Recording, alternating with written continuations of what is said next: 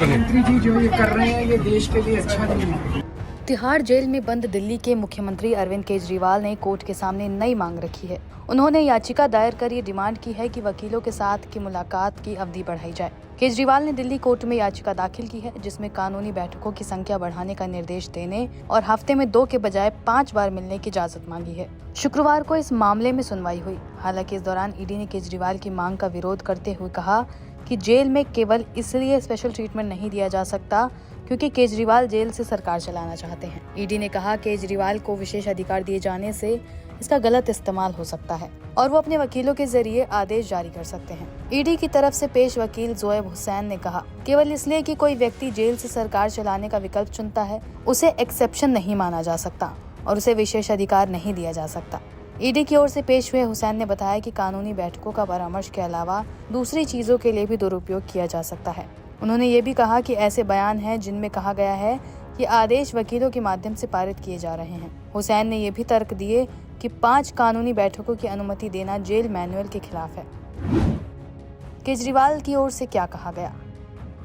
केजरीवाल की ओर से पेश वकील विवेक जैन ने कहा कि मेरे मुवक्किल के खिलाफ 35 से 40 अलग अलग मामले चल रहे हैं और सप्ताह में 2 बार आधे घंटे की बैठकें किसी व्यक्ति के लिए लंबित मामलों की बारीकियों को समझने और निर्देश देने के लिए पर्याप्त नहीं। जैन ने दावा किया कि आप सांसद संजय सिंह को भी सप्ताह में 3 बार अपने वकील से मिलने की अनुमति दी गई थी जब वो इसी मामले के सिलसिले में न्यायिक हिरासत में थे। जैन ने कहा कि बैठकों के दुरुपयोग के बारे में ईडी की आशंकाएं गलत हैं। केजरीवाल के वकील ने कहा लोगों के साथ असमान व्यवहार किया जाता है और आपको उनमें संतुलन बनाना होगा। ये एक व्यक्ति है जिसके खिलाफ 30 मामले चल रहे हैं। क्या इसकी तुलना किसी ऐसे व्यक्ति से की जा सकती है जिसके खिलाफ 1 मामला हो? अदालत ने इस मामले में फैसला सुरक्षित रख लिया है। अदालत ने कथित आबकारी नीति घोटाले से जुड़े मनी लॉन्ड्रिंग मामले में अप्रैल को केजरीवाल को 15 अप्रैल तक न्याय हिरासत में भेज दिया था। हालांकि इस गिरफ्तारी के बाद संजय सिंह को जमानत पर छोड़ दिया गया।